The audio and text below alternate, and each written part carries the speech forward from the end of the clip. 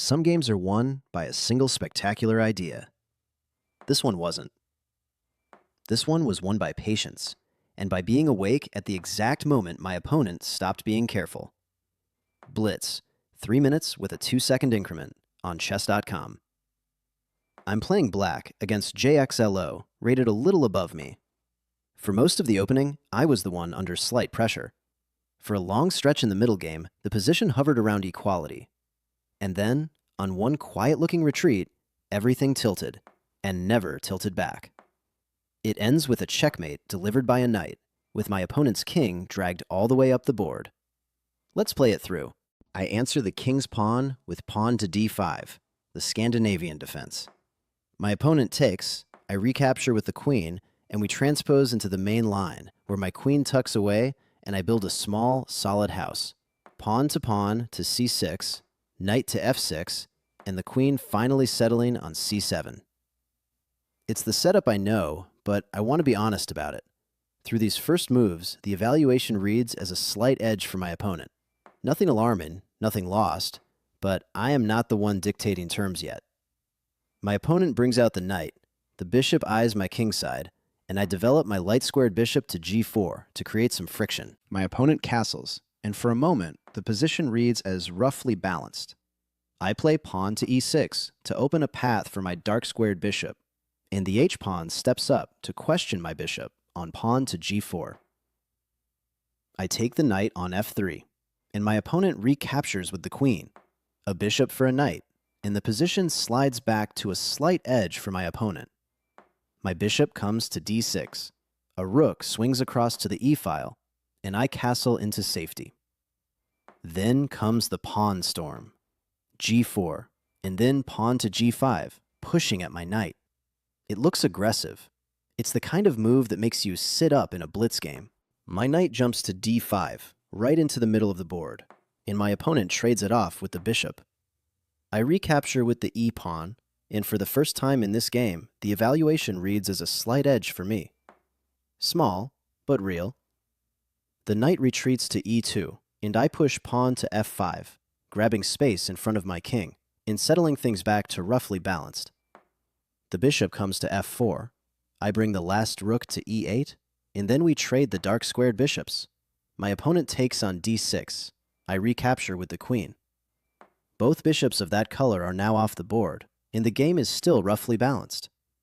Two players circling each other, neither one landing a punch. My opponent plays a quiet pawn to a3, and the evaluation nudges to a slight edge for me. I answer by pushing pawn to f4, cramping the kingside, taking a square away, and keeping the pawn chain rolling forward. The edge is still mine, but it's only slight. Everything here is still in the balance. And now, my opponent has to find a move for that knight on e2. Knight to c1. The knight goes backwards, all the way home to its starting square. And this is where everything changes. Before this move, I had a slight edge. After it, the position is winning for me. One retreat, and the entire character of the game flips. This is the lesson that matters most for a beginner. You don't always get handed a winning position by a beautiful combination. Sometimes you get it because your opponent, under clock pressure, plays a passive move that gives up everything their pieces were holding together. My job from here is not to be clever. My job is not to give it back. Now I go to work. My rook comes crashing down to e1, taking a rook and giving check. My opponent's king steps to g2. The position is winning for me, and I start harvesting. My queen relocates to g6, the h-pawn advances, and my queen collects the pawn on c2. Watch what's happening to my opponent's structure here. Pawn after pawn is coming off, and the king on g2 has no shelter left. Every capture makes the position simpler and more hopeless for the other side, and throughout all of it, the evaluation stays winning for me. The knight comes to b3, and here I make a choice that I'd take back if I could. Rook takes a1. I take the rook, but it cost me some of the grip I'd built, and my opponent's knight simply recaptures on a1. It's not fatal. The position is still winning for me, but it's a reminder that in a winning position, The temptation to grab is the most dangerous temptation there is. I keep eating anyway. The queen takes on b2, the knight steps back to b3, and my queen collects the pawn on a3 as well. My opponent's king walks up to h3, and I push pawn to c5. 3 pawns gone from that queen side, and the evaluation has never left winning for me. My opponent's queen strikes back, taking on d5 with check. My rook drops to f7 to block it. Then pawn to f3 is played, and I answer with pawn to b6, a slow move in a position that wanted speed. These are the wobbles you get in a 3-minute game. Neither of them changes the verdict. This is still winning for me. And then something extraordinary starts happening. My opponent's king walks. King to g4, up the board, into the open, in the middle of a game with queens still on. I take on d4. The knight recaptures. My queen slides to e7, and the knight hops to f5. That king is now standing in the middle of a battlefield, and it's about to get worse. My knight comes to e5 with check.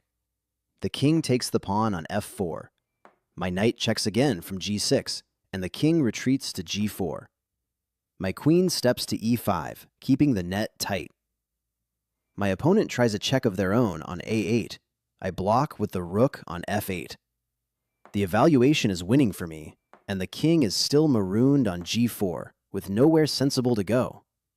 All my opponent needs to do now is stay calm. Queen takes a7. My opponent takes a pawn on the far side of the board, and with that, a forced win for me appears. Mate in 6. The position had been winning for me for a long time. This is the move that converts it into something the engine can count.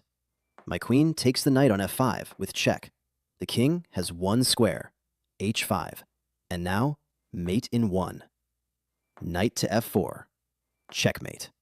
A knight, quietly delivering the final blow, with my opponent's king stranded on the 5th rank in a position no king should ever have visited. So what do we take from this one? First, I did not win this game in the opening. For most of it, I was the slightly worse side, and then for a long time, the position was roughly balanced. If you're waiting to feel comfortable before you start playing well, you'll be waiting forever. Second, the turning point was a retreat, not a sacrifice, not a combination, a knight going backwards to its home square, and the whole evaluation swinging to winning for me. Passive moves in sharp positions cost more than most beginners realize. And third, the part I'm least proud of and most keen for you to notice, even after the position was winning, I gave some of it back by grabbing material instead of pressing. It cost me nothing this time. It usually costs something. Convert first, collect later. Thank you for watching this one all the way through. If you enjoy games told honestly, the slips included, subscribe, and I'll keep bringing you my own games, win or lose, with the evaluation as our guide rather than my ego. Leave a comment telling me where you'd have played differently. I read them all. Until the next game, take care of your pieces and take care of your king.